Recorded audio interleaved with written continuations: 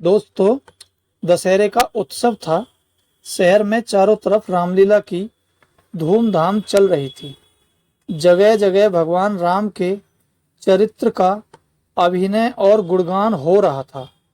हर वर्ष की तरह इस बार भी कैदियों के मनोरंजन के लिए जेल के अंदर रामलीला खेली जा रही थी। कैदियों ने मिलकर एक ऐसी कमेटी बना ली थी जो समय समय पर जेल के अंदर खेल कूद और उत्सव त्योहारों का आयोजन करते।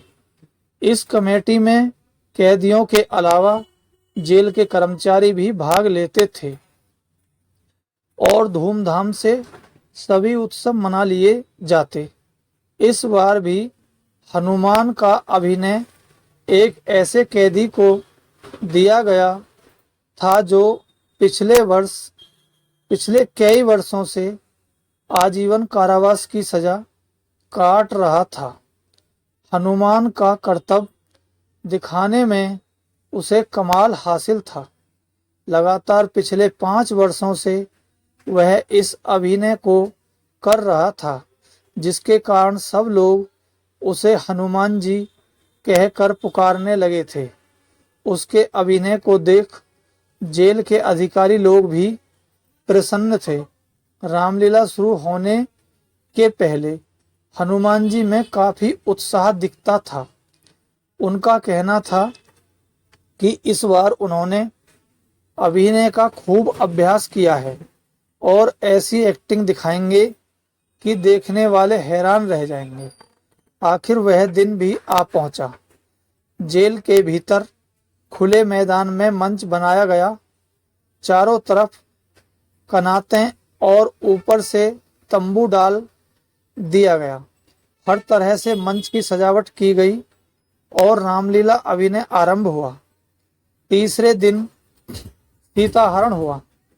चौथे दिन श्री रामचंद्र जी से हनुमान की भेंट हुई और 5वें दिन अपनी वानर सेना लेकर हनुमान जी ने लंका पर चढ़ाई कर दी। लंका पहुंचकर रावण हनुमान संवाद बहुत दिलचस्प रहा। दर्शकों के दिलों पर हनुमान जी ने अपनी वीरता की छाप छोड़ दी। इस बीच लक्ष्मण और मेघनाथ का भयंकर युद्ध हुआ। दुर्भाग्य से मायावी मेघनाथ ने अपना शक्ति अस्त्र चलाकर लक्ष्मण को घायल कर दिया। लक्ष्मण पेड़ की तरह कटकर जमीन पर गिर पड़े। वानर सेना में हाहाकार मच गया। लक्ष्मण को शक्ति बाण लगा, कैसे उनकी प्राण रक्षा हो। तभी किसी ने सुसैन नाम के एक वैद्य की सूचना दी, जो कि लंका में ही रहता था। हनुमान जी वैद्य के घर पहुंचे और घर समेत उन्हें उठा लाए। वैद्य जी ने बताया कि संजीवनी बूटी के बिना काम न चलेगा और सुबह होने से पहले बूटी मिल जाए तो लक्ष्मण के प्राणों की रक्षा हो सकती है, वरना मुश्किल हो जाएगी। विचार किया गया कि इतनी जल्दी कौन बूटी को ला सकता है। हनुमान जी के सिवा कोई इस काम को नहीं कर सकता। सोचकर राम ने हनुमान जी को आदेश दिया कि वे सुबह होने के पहले किसी तरह संजीवनी बूटी लेकर यहाँ पहुंचें। लक्ष्मण को मूर्छित पड़ा देख राम बहुत दुखी थे। उनका विलाप सुनकर हृदय फटा जा रहा था। लक्ष्मण से वे बार बार कहते थे कि भाई लक्ष्मण उठो, तुम्हारे बिना मेरा जीवन भी व्यर्थ है। संसार में सभी कुछ मिल जाता है, लेकिन तुम जैसे सहोदर भाई का मिलना कठिन है। हे लक्ष्मण, अब मैं अवधपुरी किस मुंह को लेकर जाऊंगा। लोग कहेंगे कि स्त्री के लिए भाई को खो दिया है। राम के इस विलाप के साथ दर्शक भी दुख के सागर में डूब गए। सबकी आंखों से आंसू बरस पड़े। सबकी नजरें हनुमान पर थीं। वे ही संजीवनी लाकर सबके दुख को दूर कर सकते थे। इधर हनुमान जी आज्ञा पाकर बूटी लेने निकल पड़े।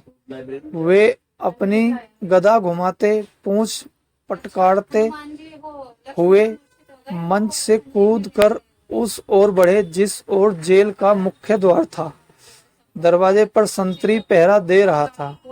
हनुमान जी को आते देख वह एक ओर हट गया। देखते देखते हनुमान जी लोहे के ऊंचे फाटकों पर बंदर की तरह चढ़ गए और सड़क पर छलांग लगा दी। फिर सड़क पर उछलते कूदते संतरी की नजरों से ओझल हो गए।